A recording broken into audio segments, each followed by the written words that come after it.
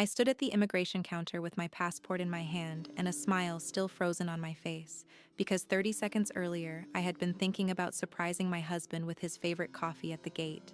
Then an officer leaned close and whispered 11 words that changed the rest of my life.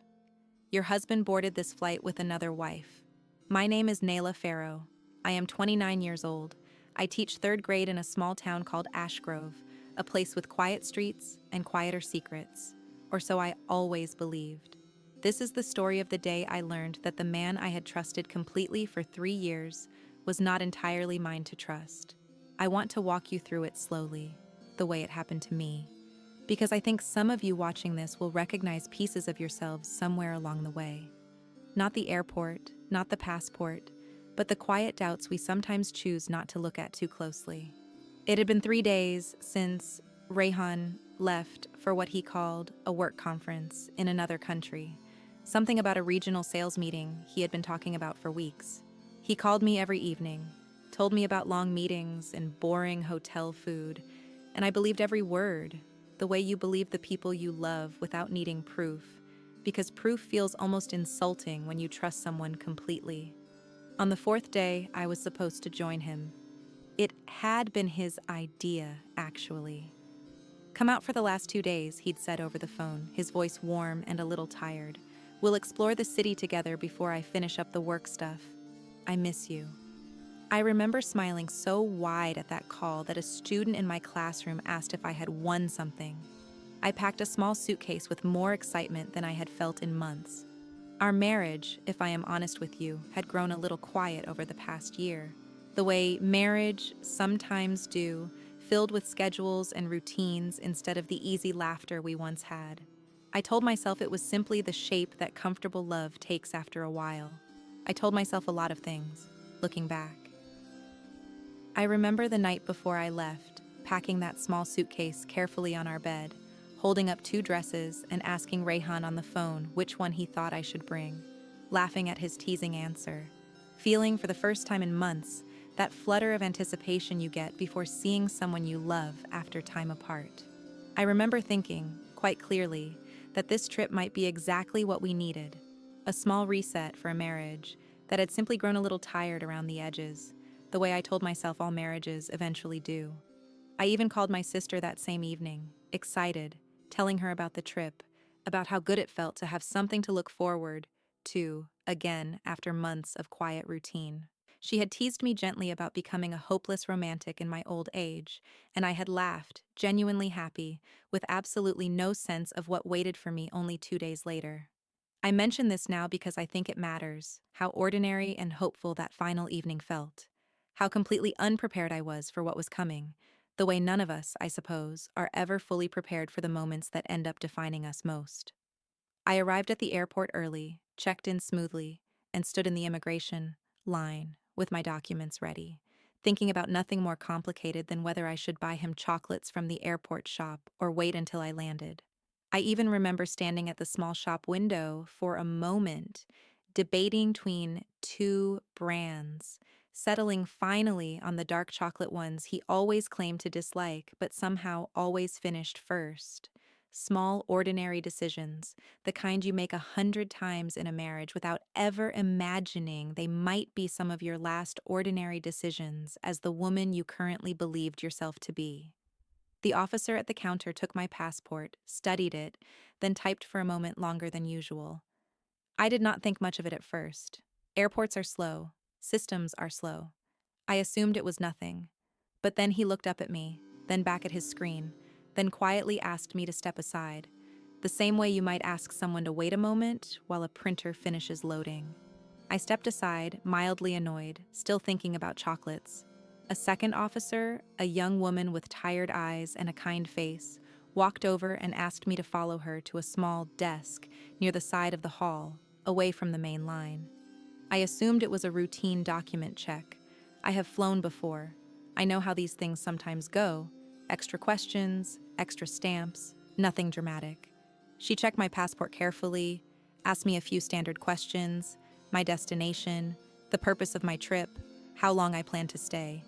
I answered easily, still smiling, still thinking about coffee and chocolates and the look on Rihan's face, when he saw me at the hotel door.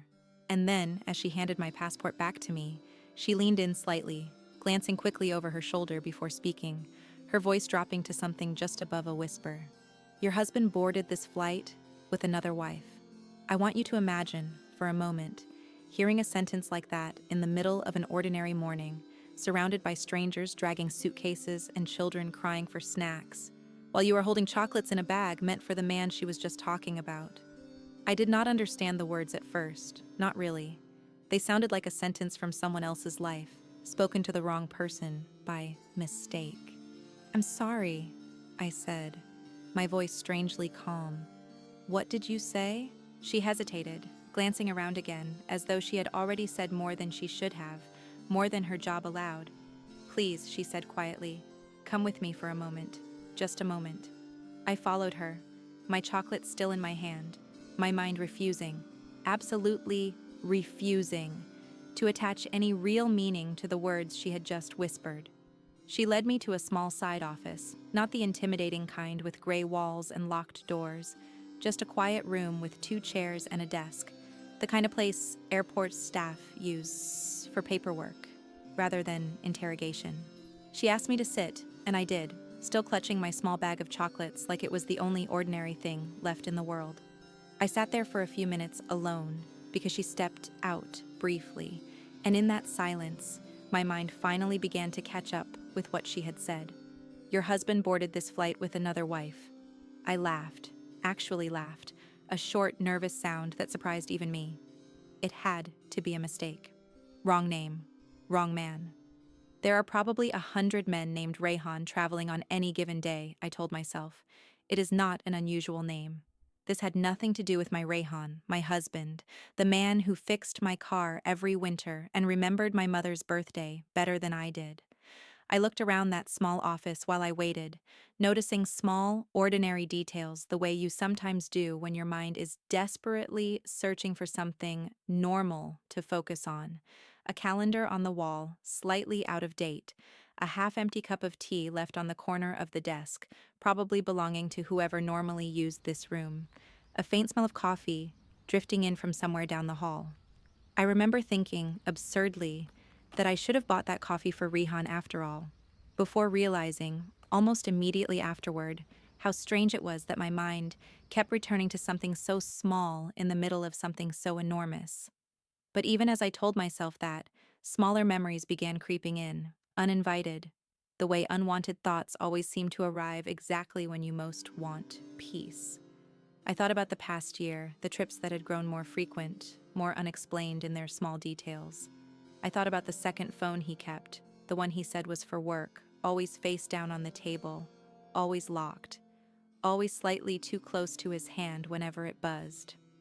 I thought about a colleague he had mentioned once, briefly, months ago, a name I could not now remember clearly, and how he never mentioned her again after that single sentence, as though the subject had quietly closed itself. I want to ask you something because I think many of you have felt some version of this before, in your own lives, your own relationships.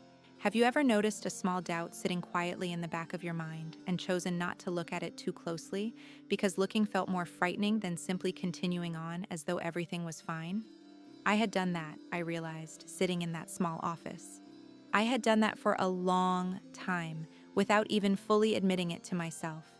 I thought about our wedding, 3 years ago, a small warm ceremony surrounded by family, Rayhan's hands trembling slightly as he placed the ring on my finger. The way his eyes had looked so certain, so full of something that felt, at the time, unmistakably real. Had that certainty been genuine? Or had I simply wanted it badly enough to believe it without question? I thought, too, about my own mother, who had gently warned me once, early in our relationship, about how little we truly knew about Rayhan's work travel, the vague company names, the shifting job titles that never quite settled into anything specific enough to research. I had defended him fiercely at the time, told her she was being unfair, that not every man needed to explain every detail of his professional life to satisfy her curiosity. I wondered, now, sitting in that small office, whether she had sensed something I had simply refused to look at. I remembered, too, the early months of our relationship, how quickly everything had moved, how he had seemed almost eager to marry, eager in a way that had felt romantic at the time, flattering even, as though he could not bear to wait a moment longer than necessary to make me his wife. I had never questioned that urgency. Looking back now, in that small airport office, I began to wonder whether urgency and instability sometimes wear the same disguise, whether what I had mistaken for passionate certainty might have simply been a man trying to settle one part of his life quickly, so he could return his attention to whatever else required his time elsewhere. I thought about the anniversary trip we had taken only 8 months earlier, a long weekend by the coast that I had treasured as one of the happiest memories of our marriage. I remembered now a strange evening during that trip when he had stepped out to take a call, gone for nearly 40 minutes, returning with an explanation about a difficult client that I'd accepted without a second thought. I wondered, sitting there, whether that call had come from Farah, whether some ordinary evening of mine had quietly overlapped with some ordinary evening of hers, each of us unaware of the other's existence, each of us simply waiting for the man we loved to come back to the table. The door opened again, and the young officer stepped back in, closing it gently behind her. "I'm sorry," she said immediately, sitting down across from me, her voice quieter now, more careful. "I shouldn't have said what I said the way I said it. It's not procedure. It's not my place. But I couldn't just let you walk onto that flight without knowing, without at least having the choice to know." "Please," I said, my chocolates finally set aside on the desk, forgotten entirely now. "Just tell me everything, please." She introduced herself as Officer Priya Solanki. She explained carefully that part of her work involved reviewing flagged bookings, unusual patterns in travel documentation, duplicate names, mismatched information between systems. 3 days earlier, she said, a booking had come through under the name Naila Farrow, flagged not for anything criminal, simply for an inconsistency between two connected international systems, a travel record listing a woman as his spouse for visa and insurance purposes on the connecting leg of his journey, a woman whose name did not match mine, whose passport number did not match mine, whose marital documentation, filed separately in another country, listed a marriage date nearly 2 years ago. "I want to be clear," she said gently. "I am not accusing you of anything. Your documents are completely in order. This isn't about you being detained for any wrongdoing. It's about something I noticed, something that felt wrong to sit on quietly while you boarded a flight toward him without knowing." I stared at her, my mind struggling to hold the shape of what she was telling me. "Are you saying," I said slowly, carefully, as though testing whether the words would even fit together, "that my husband is married to someone else? That there's another woman out there who believes she's his wife?" "Based on the records I saw," she said, "yes, it appears that way. I am not able to share every detail with you. Some of it isn't mine to give, and some of it I only glimpsed briefly before I closed the file. But I could not let you walk past me toward that gate without saying something. I have a sister," she added quietly, almost to herself, "who once boarded a flight not knowing what waited for her on the other side. I promised myself if I was ever in a position to say something, I would." I felt tears building somewhere deep in my chest, not yet reaching my eyes, held back by sheer disbelief more than composure. "Why are you telling me this?" I asked quietly. "You don't know me. This isn't your responsibility." She was quiet for a moment, choosing her words carefully. "Because silence protects the wrong people sometimes," she said. "It protected whoever built the situation. I don't want to protect that too, not when I have the chance not to. I want to ask you something honestly, because I think it matters. What would you do in that exact moment if a complete stranger showed you more honesty, more courage, than the person who had promised you forever?" I did not know how to answer that question, sitting in that small office. I am still, in some ways, learning how to answer it now, Officer Solanke asked if I wanted her to call someone for me, a family member, a friend, anyone who might sit with me while I processed what she had just shared. I told her quietly that I needed a moment alone first, before I could even begin to explain this to anyone else. She nodded, understanding immediately, the way people sometimes understand exactly what you need without requiring further explanation. Before she left me alone in that small office, she hesitated at the door, turning back briefly. "For what it's worth," she said, "I've seen a lot of people pass through here over the years, in every kind of situation you can imagine. The ones who handle it best aren't the ones who pretend it isn't happening. They're the ones who face it directly, even when it's terrifying." I did not fully understand, in that moment, how much I would need to remember those words in the hours that followed, but I have thought about them often since, more than she likely ever imagined I would. Officer Solanke cleared my passport formally a few minutes later, apologizing again for the way she had delivered the information, though I told her, honestly, that I would rather know the truth clumsily than remain comfortable in a lie. I sat alone afterward on a hard airport bench, my flight boarding call announced somewhere in the distance, my chocolate still sitting untouched beside me. I had a choice to make, and I did not have much time to make it. I thought about calling my mother, my sister, my closest friend, someone, anyone, who might tell me what to do, but something in me resisted that instinct. This was somehow mine to face first, before it belonged to anyone else's opinion or advice. I began piecing together small memories with a clarity I had never allowed myself before. The trips that always seemed to align suspiciously with certain dates. A hotel receipt I had once glimpsed briefly in his jacket pocket from a city he claimed he had never visited, which I had dismissed instantly as some kind of mistake or old forgotten trip. A period, nearly 2 years ago, when he had traveled unusually often, always vague about details, always slightly distracted afterward. A distraction I had blamed, gently, on work stress, because that explanation was easier to live inside than any alternative. I remembered, too, a moment nearly 2 years back when he had disappeared for nearly 10 days on what he called an urgent business trip overseas, returning with a strange, quiet energy about him, something I could not quite name at the time, something between guilt and relief. I had asked him gently if everything was all right. He had smiled, kissed my forehead, and said, "Everything's perfect now," in a tone that, looking back, sounded far more like the closing of a chapter than the opening of one. 10 days, nearly 2 years ago, the same window Officer Solanke had mentioned regarding the other woman's marriage documentation. I remembered, too, a small argument we'd had around that same time over something that seemed trivial then, about him forgetting to mention a coworker's name he had used repeatedly on a phone call I overheard through a slightly open door, a name that shifted slightly each time he referenced her afterward. Farida, then Farah, then eventually he stopped mentioning her at all.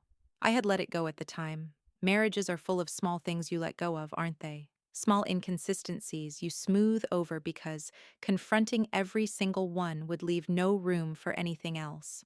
But some of those small things, I was beginning to understand, are not always as small as they appear in the moment. I thought, too, about the wedding ring he wore. A plain gold band he had once told me was custom made, sized specially for him at a small jeweler near our home. I had believed that detail completely, had even complimented the jeweler once when we walked past the shop, together, watching Rayhan smile and nod without correcting me.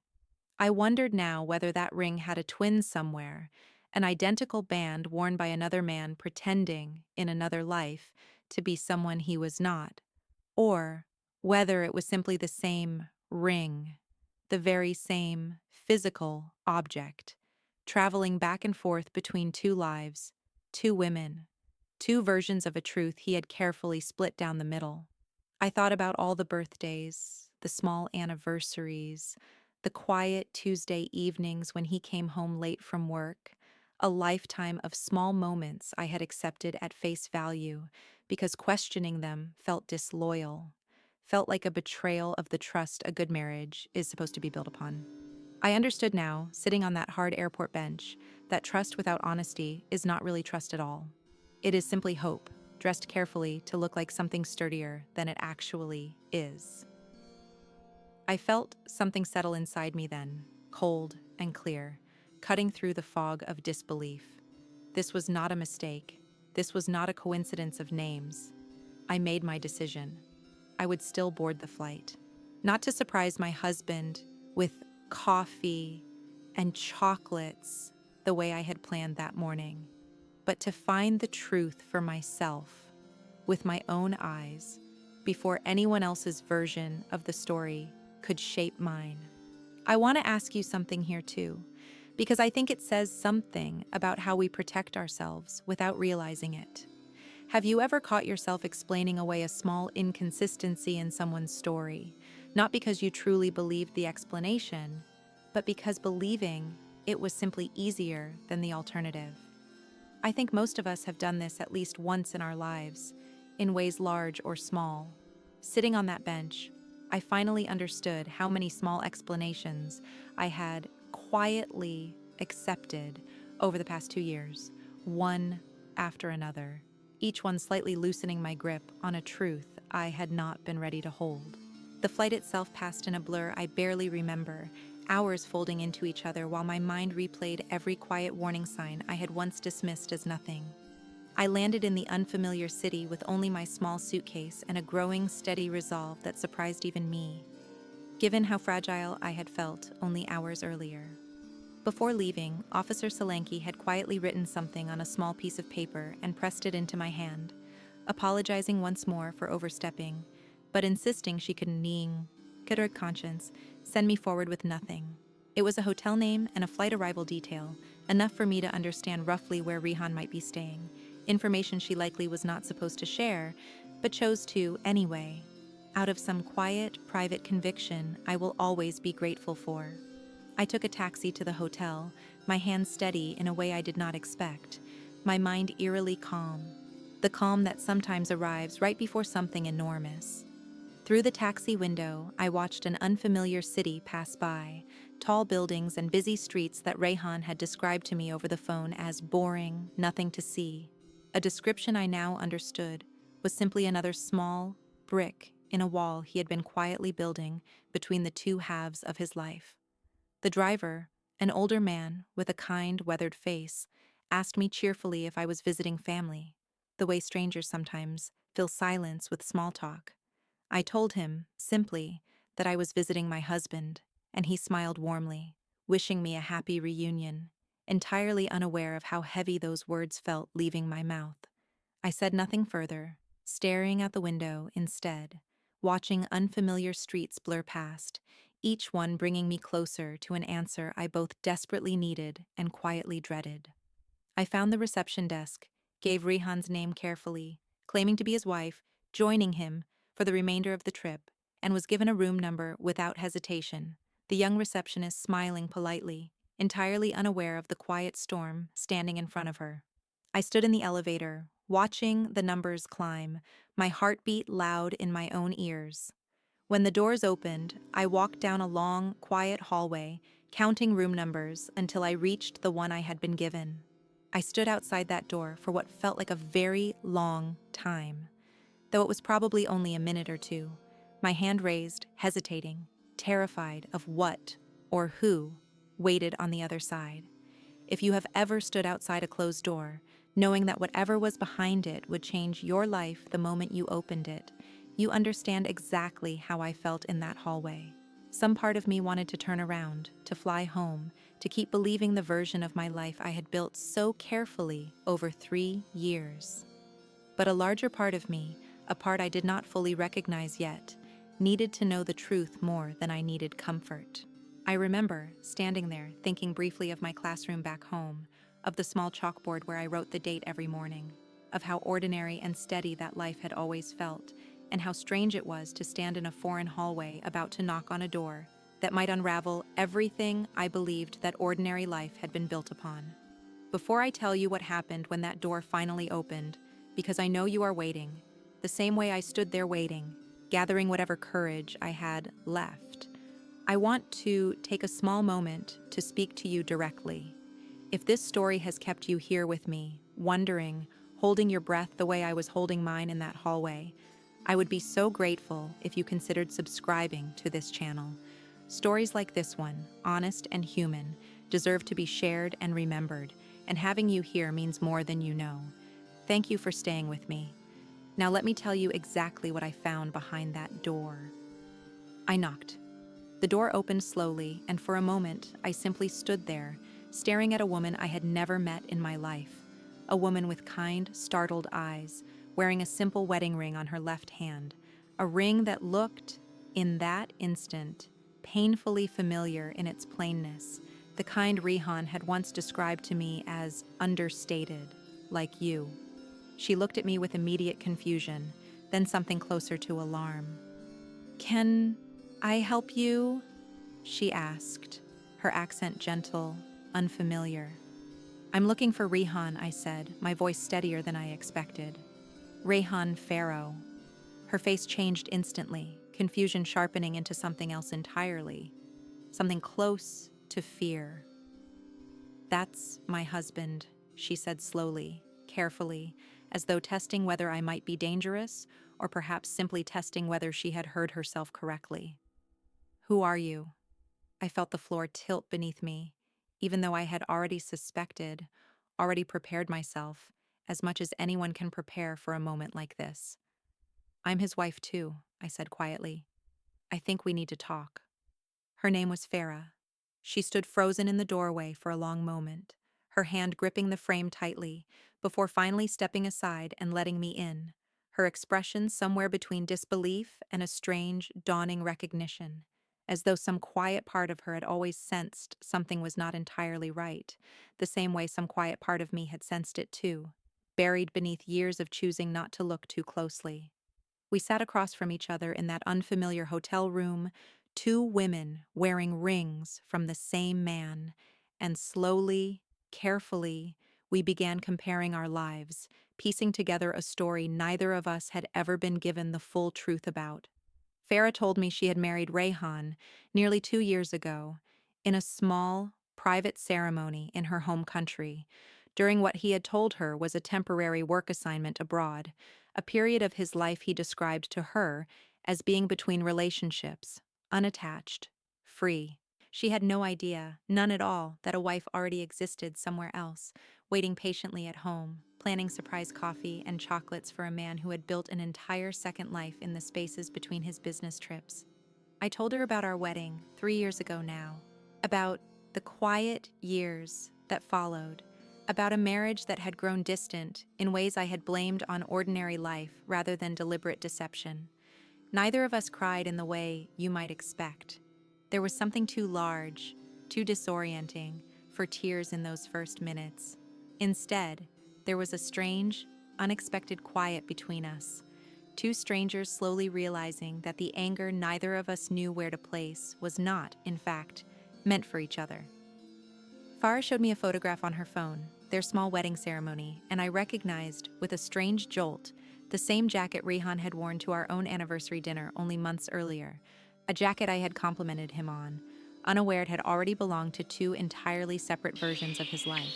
Small details like that kept arriving, one after another, each one a tiny confirmation stacking on top of the last, until the disbelief I had carried onto that flight had fully dissolved into something colder and more certain. "He told me you didn't exist," Farah said quietly, her voice trembling slightly for the first time. "He told me his first marriage ended years ago, before we ever met."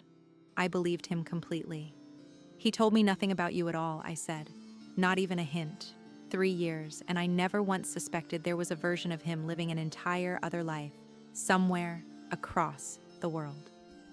We sat with that for a long moment, letting it settle between us the way heavy things eventually do. "I want to ask you something honestly, because I think it matters more than anything else in this story. If you discovered that another woman had unknowingly taken your place, or that you had unknowingly taken hers, through no fault of her own, only the fault of the man who deceived you both, could you find compassion for her instead of resentment?" Farah and I found that compassion almost immediately, without ever discussing whether we should. It simply arrived, quietly, the way understanding sometimes does between two people who recognize the same wound in each other. And I want to ask you one more thing, because I think about it often, even now. What would you do in the first 60 seconds of learning something like this? Would you scream? Would you cry? Would you go silent the way I did, calmly assembling the pieces of a broken puzzle, while some part of you waited quietly in the background for permission to finally fall apart? Did he ever talk about children? Farah asked at one point, her voice quieter than before. He always told me he wanted them eventually, once things settled down at work. He told me the same thing, I said, word for word almost. We sat with that particular realization for a long moment, understanding without needing to say it aloud. Just how rehearsed his entire life with each of us had likely become, two nearly identical scripts performed for two different audiences, each of us believing we alone held the leading role. Farah asked, gently, whether I wanted to see more photographs, messages, anything that might help complete the picture we were both slowly assembling. I told her yes, that I needed to see it all, however painful, because half a truth felt somehow worse than the whole of it, however difficult the whole of it turned out to be. We spent nearly an hour going through everything together, two women building an honest record of a dishonest man, page by page, message by message, until the picture standing before us was finally, completely, undeniably whole. Farah told me Rayhan was expected back at the hotel within the hour, having stepped out briefly for what he called a work call. We sat together in that quiet room, waiting, two women who, an hour earlier, had never known the other existed, now bound by a truth neither of us had chosen. We did not plan what we would say. We did not need to. When the door finally opened and Rayhan stepped inside, his face bright with the easy confidence of a man who believed his two lives would never, under any circumstances, meet in the same room. I watched that confidence collapse in real time, his expression shifting from surprise to disbelief to something close to panic, all within the space of a few seconds. Naila, he said, his voice cracking slightly, glancing quickly, desperately, between the two of us, as though hoping one of us might somehow explain this away, soften it, make it smaller than it actually was. I can explain. I don't think you can, I said quietly, my voice steadier than I expected it to be, steadier than I had any right to feel. Not in a way that makes any of this all right. Farah stood beside me, her arms crossed, her expression calm in a way that surprised even her, I think, given everything she'd just learned. 2 years, she said quietly. 2 years, and you never once mentioned her. 3 years, I added, my voice quiet but firm. 3 years, and you never once mentioned her. Rayhan opened his mouth several times, attempting explanations that dissolved the moment they left his lips, excuses about timing, about circumstances, about intentions to eventually tell us both, someday, when the moment felt right. There was no moment that would have made this right. And somewhere in the silence that followed his failed attempts, I think he finally understood that too. He sat down eventually, his earlier confidence entirely gone, replaced by something smaller, quieter, almost pitiful. He spoke about loneliness during long work trips, about circumstances spiraling beyond his control, about never intending for things to go this far. I listened, not because I believed any of it would change what had already happened, but because I wanted to hear, clearly and completely, exactly what kind of man I had spent 3 years of my life believing in. At one point, he turned to me specifically, his voice softening into something almost pleading. You have to understand, Naila. What we had was real.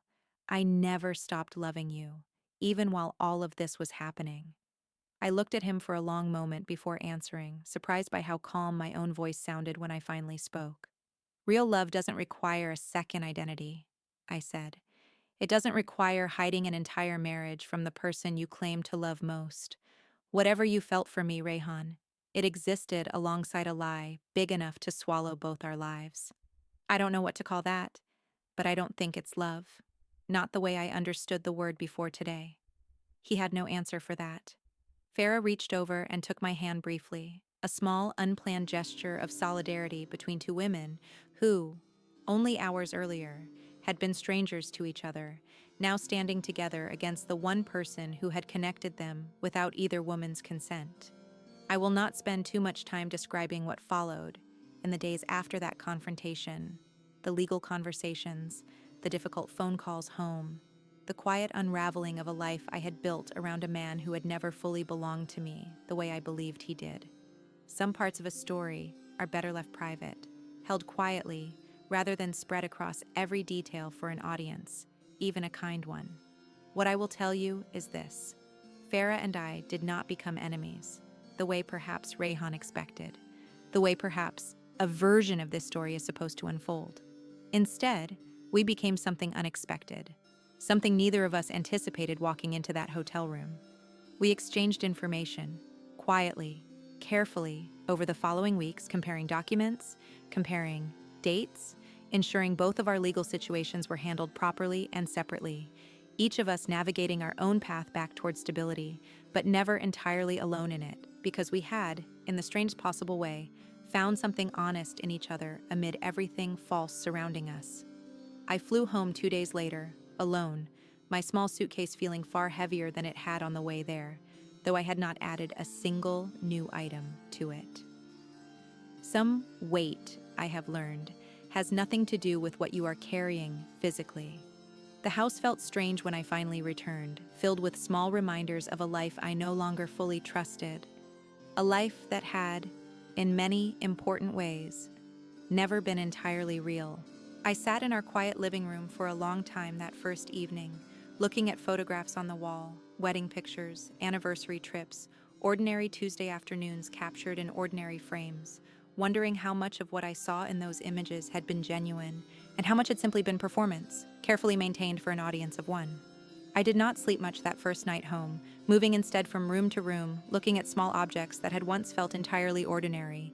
A coffee mug he always used, a jacket still hanging by the door, a book he had never finished reading resting on the nightstand. Each object now felt strange in my hands, evidence of a life that had quietly belonged to someone else too, someone I'd never known existed until a stranger whispered 11 words in a crowded airport hallway. I want to leave you with something important here, because I think it matters more than any single detail of what happened between the three of us. How do you rebuild trust in yourself, not in another person, but in yourself, after discovering that you had been living quietly inside someone else's carefully constructed lie? It is a question I have been sitting with for months now, slowly, patiently, without rushing toward easy answers.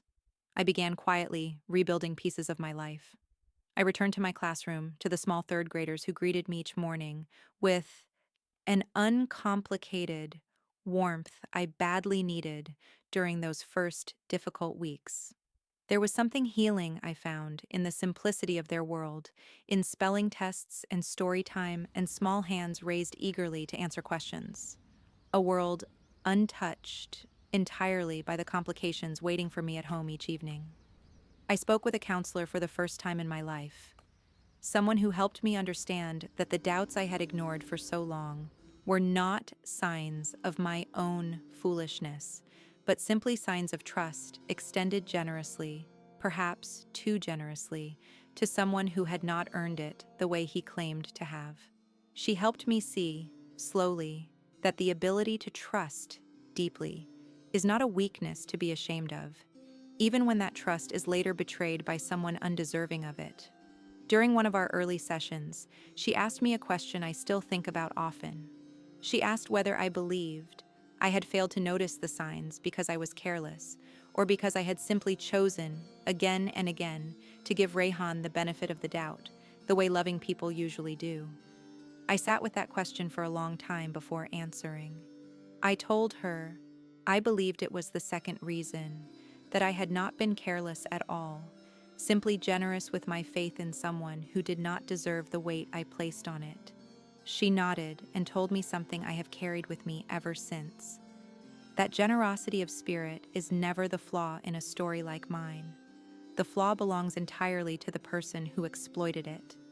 I spoke with Farah occasionally over the following months, brief messages checking in on each other, two women navigating separate versions of the same difficult recovery in separate countries, bound by an experience neither of us would have chosen, yet grateful, in a strange, quiet way, to have faced it alongside someone who truly understood. She told me once, in one of those messages, that she had started painting again, something she had abandoned years earlier without quite understanding why, and that finishing her first canvas since the divorce proceedings began had felt like reclaiming a small, quiet piece of herself. I found myself smiling reading that message, genuinely happy for a woman I had, in another version of this story, every reason to resent. I think about that officer often, Priya Solanki, the stranger who chose honesty over comfortable silence, who risked stepping outside her own procedure because some quiet part of her refused to let me walk forward blindly. I never got the chance to properly thank her before I left that airport, and I think about that sometimes, wishing I had found the words in the moment, rather than only finding them now, months later, sitting here telling you this story. I did eventually send a letter to the airport addressed to her, care of the immigration department, thanking her properly, though I never received a reply. And I have come to understand that some kindnesses are simply given without expectation of anything returned. If this story has moved you the way living through it moved me, thank you sincerely for staying with me until the end. And if you have not already, please consider subscribing to this channel so we can continue sharing honest, human stories like this one together. I am not the same woman who boarded that flight with chocolates in her bag and easy trust in her heart. I am, I think, someone steadier now, someone who has learned, slowly and sometimes painfully, that the truth, even when it arrives as a whisper from a stranger in a crowded airport hallway, is always kinder in the end than a lifetime spent inside a carefully maintained lie. It has been a little over a year now since that morning at the airport, and I find myself, sometimes, standing in my kitchen making coffee, thinking about how strange it is that a single whispered sentence could reroute an entire life so completely. The divorce was finalized quietly, without the drama I once feared it might involve. Rihan moved away from Ashgrove not long after, and I've heard very little about him since, which suits me fine. Some chapters are better left closed without a final dramatic scene. I bought a small house of my own last spring, nothing extravagant, just a cottage with a garden I'm slowly learning to care for, the way my mother once cared for hers. I planted tomatoes this year and marigolds along the fence, and I find a particular satisfaction in watching things grow under my own steady care, things that answer honestly to sunlight and water and attention without any hidden complications beneath the surface. My students still ask me every September why I always seem so calm during the first difficult week of school when everything feels unfamiliar and slightly overwhelming. I tell them, honestly, that I have learned calm the hard way, through an experience I do not share with them, of course, but one that taught me something valuable nonetheless, that even when the ground beneath you shifts entirely without warning, you are usually far steadier than you believe yourself to be in that first frightening moment. I have also, slowly, allowed myself to imagine a different kind of future, one built more carefully this time, with eyes open rather than trust extended blindly. I am not in any hurry. I have learned this past year that healing does not follow a strict schedule, that some days feel like enormous progress and others feel like standing exactly where I started. I have stopped judging myself for the slow days.